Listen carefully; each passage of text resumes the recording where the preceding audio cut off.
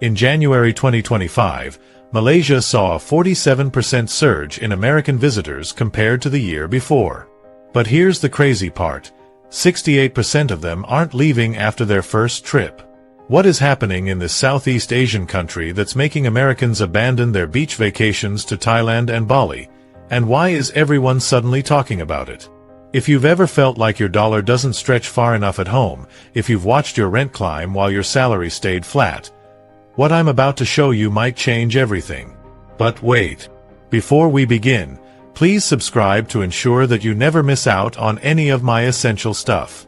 Comment, "I subscribe," below, and I will personally welcome you to our community.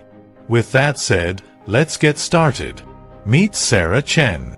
She's 34, a graphic designer from Portland, and last year she did something drastic. She sold her car. Not because it broke down. Because she couldn't afford both the car and rent. Sarah was paying $2,400 a month for a one-bedroom apartment. One bedroom. No parking. Thin walls. And she was drowning in credit card debt just trying to keep up with the cost of existing. Then one night, doom scrolling through TikTok at 2 a.m. like we all do, she stumbled on a video. An American showing off his Kuala Lumpur penthouse. 2 bedrooms, gym, pool, stunning city views. The rent? $850 a month. Sarah thought it was fake. It had to be. So she dug deeper. Researched. Crunched numbers. And 3 months later, she was on a plane. Today, she lives in that 2-bedroom condo with a pool.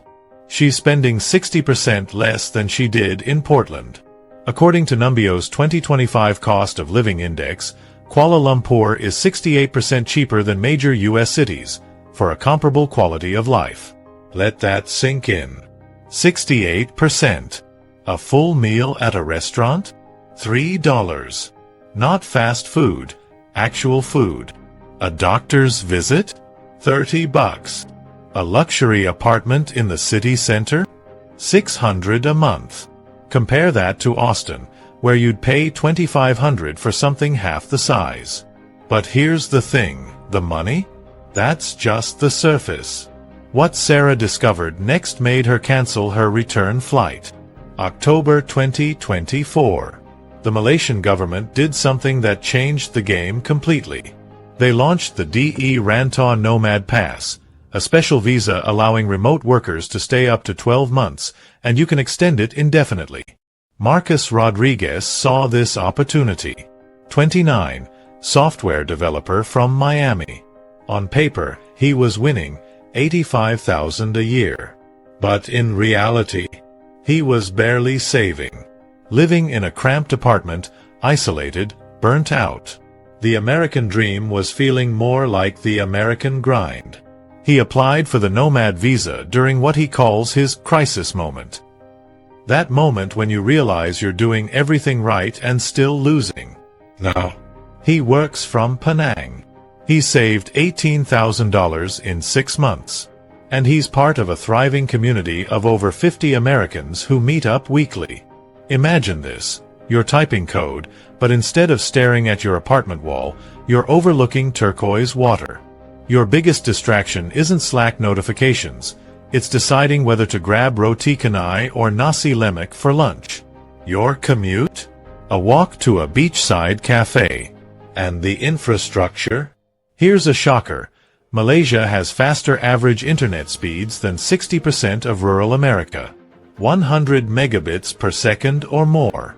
It costs $30 a month. But wait. Before you start Googling flights, there's something darker underneath this paradise. Something most travel influencers conveniently leave out. 3 weeks in, Sarah almost booked a flight home. The honeymoon phase crashed hard. The language barriers weren't cute anymore. They were frustrating.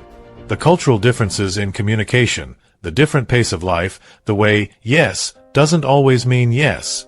It was overwhelming. And despite being surrounded by millions of people, she felt completely alone. A 2024 Internations Expat Insider Survey found that 41% of American expats in Malaysia struggle with cultural adjustment in the first 3 months. And nobody talks about this part. The humid air that felt exotic on day 1 starts feeling suffocating by week 3. The constant Malaysian time, that flexible approach to punctuality, clashes hard with American scheduling culture. You're in a bustling city but somehow invisible. That's the paradox nobody warns you about. So what changed for Sarah? She stopped trying to recreate America in Malaysia. She joined expat Facebook groups. There are over 15,000 active members who've been through exactly what you're going through. She learned basic Bahasa Malaysia. Not fluent, just enough. And here's the secret, there's a 3-week threshold. Push past it, and everything shifts. By month 4, Sarah had a regular mamak, that's a local cafe, where the owner knew her order. The isolation didn't disappear overnight, but it transformed into something that felt like belonging.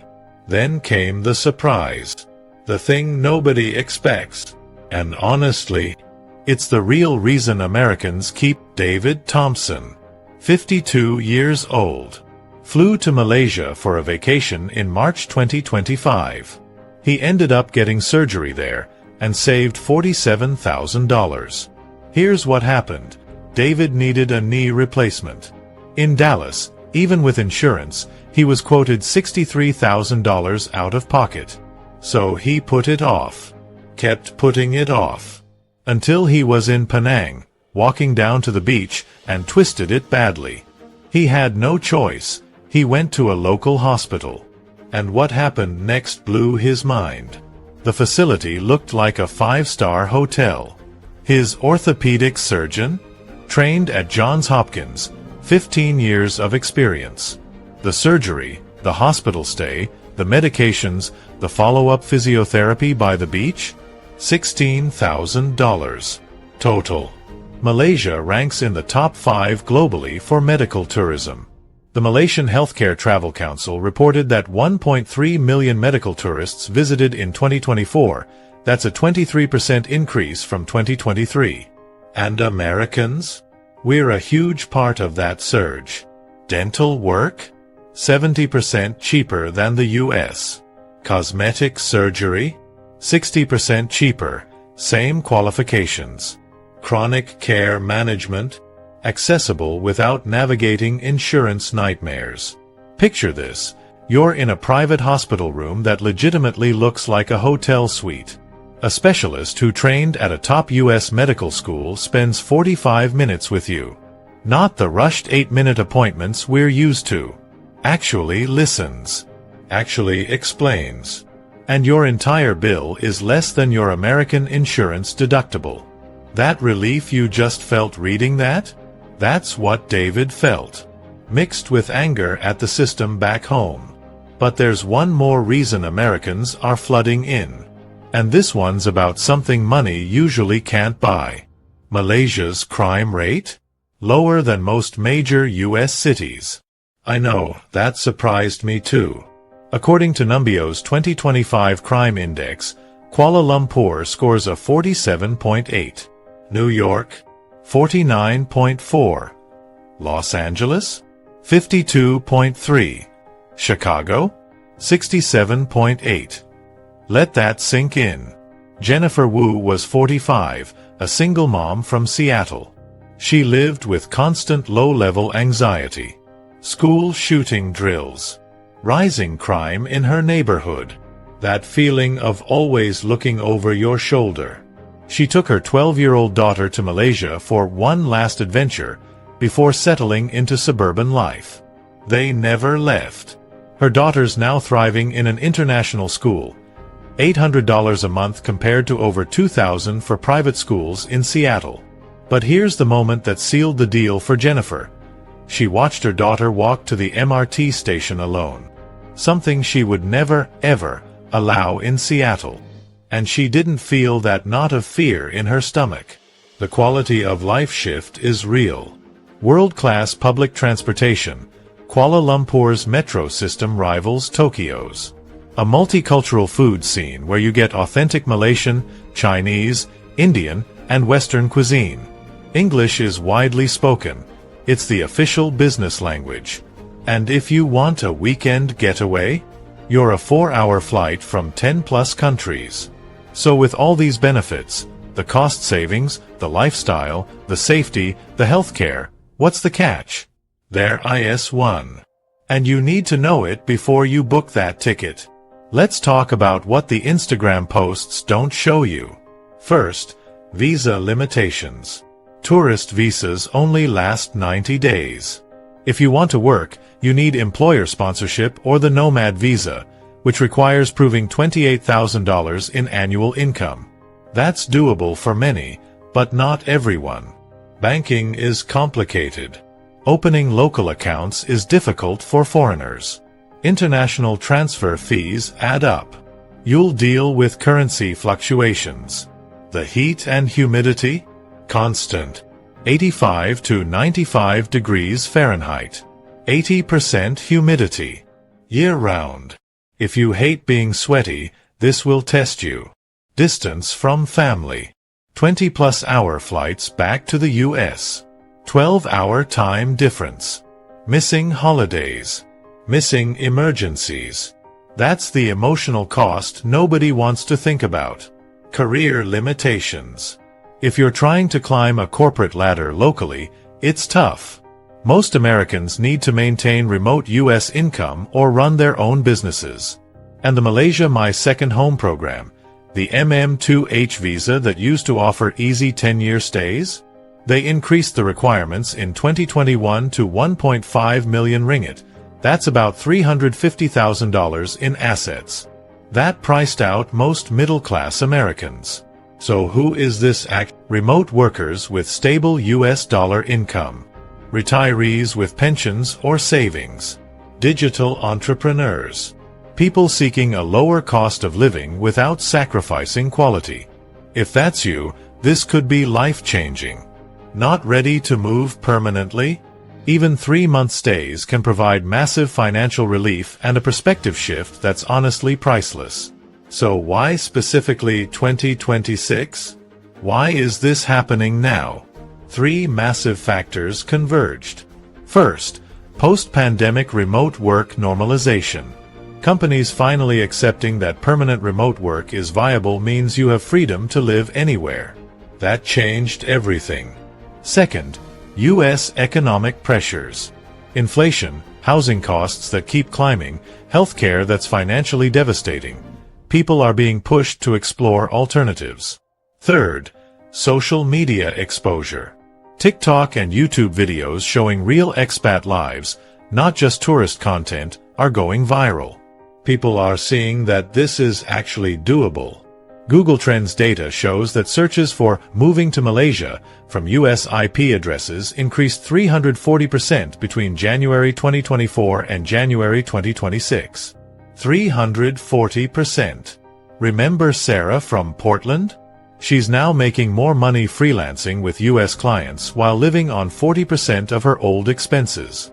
That extra $1,500 a month? It's going into investments. Into savings. Into actually building wealth, not just surviving. Now, some critics say this is just privileged Americans exploiting exchange rates, taking advantage of economic disparities.